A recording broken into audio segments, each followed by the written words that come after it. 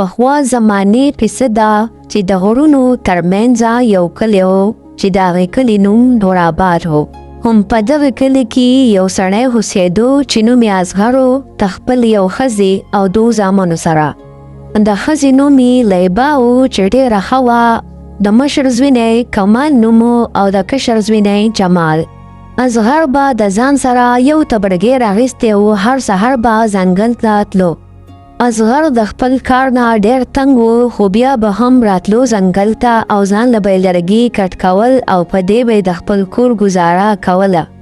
یو ورځ اصغر د ځان سره دا خبرې کولې: بس ته زه نور دا لرګي نشم کټ کولی، د څو پورې به زه دا لرګي کټ کوم؟ زه به نن کور دا خبره وکړم چې زه به لرګي نه کټ کوم.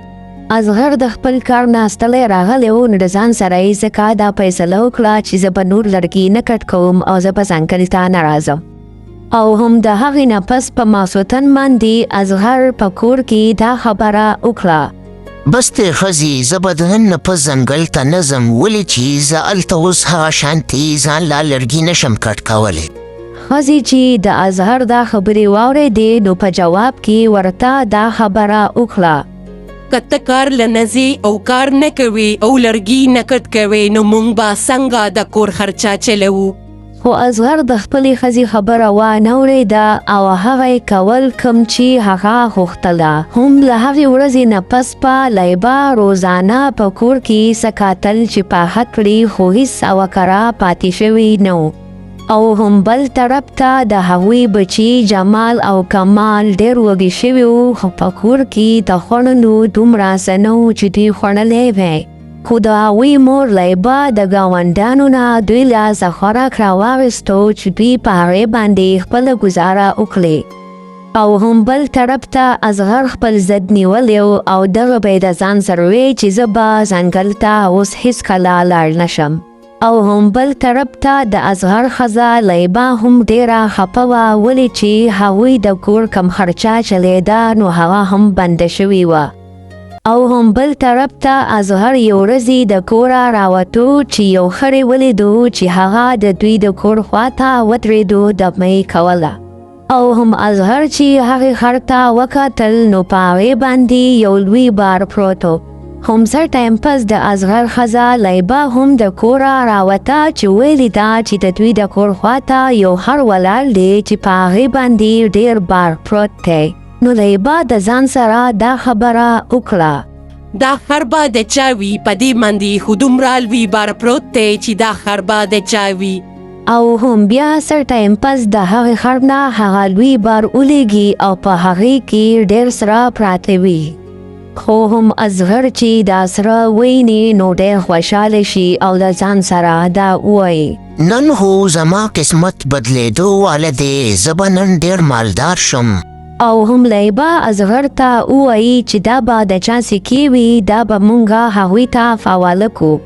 دا به ضرور د چا سکې وي، دا به مونږه هغوی ته فواله کو. مونږ به په کلي کې اعلان وکړو، دا به مونږه هغوی ته فواله کو. خو اصغر سپا انکار خپلې ښځې ته وکړي او د سرو په لالچ کې راشي. نه ښځې، ما ته دا خبرې مه کوه چې دا سره زره واپس کړه، په دې باندې زما صرف حق دی او دا به اوس زما وي.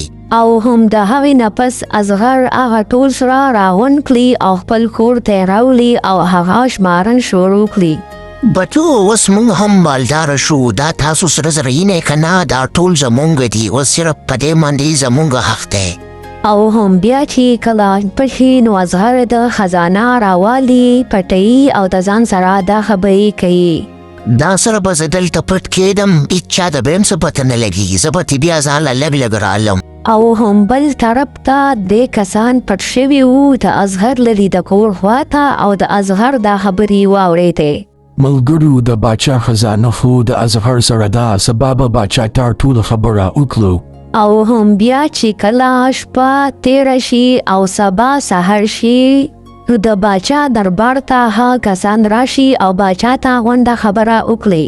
او هم بیا د باچا کسان راشي او اصغر ونیسي د ځان سره یې بوځي. او هم بیا اصغر د باچا دربار ته راولي چې هغه ته ټوله خبره وکړي. او هم بیا باچا اصغر نه دا تپوس وکړي چې تا دا دومره سره زره ولې پټ کړي وو. او هم بیا اصغر ولګي او باچا ته ټوله خبره حقیقت ښکاره کړي. او هم اصغر چې باچا ته رښتیا خبره ټوله وکړي نو باچا ډېر رحمدلی وي او اصغر معاف کړي. او هم بیا چې کله اصغر خپل کور ته راشي نو د ځان سره دا واده وکړي چې زه به نور خپل محنت کوم او په خپل محنت باندې به ځان له روزي پیدا کوم. او هم اصغر بیا د خپلې ښځې نه هم معافي وغواړي چې زه به نور خپل محنت کوم او په خپل محنت باندې به ځان له روزي پیدا کوم. او هم بیا چې کله هغه ورځ تېره شي او په سبا شي نو اصغر د ځنګل په طرف روان شي او ځان له هغه شانتي محنت کول شروع کړي. او هم دغه شانتي د اصغر بچي جمال او کمال د خپل پلار سره مدد کوي.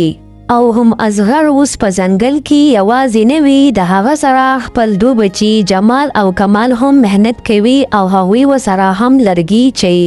او هم دغه شانتي اصغر هم د محنت عادت شي او اوس خپل محنت شروع کړي. او هم بل طرف ته د اصغر ښځه لیبا هم د اصغر نه خوشحاله وي ولې چې هغه اوس په محنت سره خپل کار کوي. او هم اصغر یو ورځ په کور کې ناستي ځان له پیسې جمع کړې وي او په هغې باندې ځان له کاروبار شروع کړي د لرګو او لرګي خرڅوي او په هغې کې ښه ډېره ګټه کوي. او هم دغه شانتي اصغر د خپلې ښځې او د بچو سره په خوشحالۍ زندګي تیروي. جما خوږو ملګرو، که زمونږ د ویډیو ستاسو خوښه شوي زمونږ چینل سبسکرایب کړئ، ویډیو لایک کړئ او یو ښکلی کمنټ وکړئ. ستاسو د مینې ډېره مننه.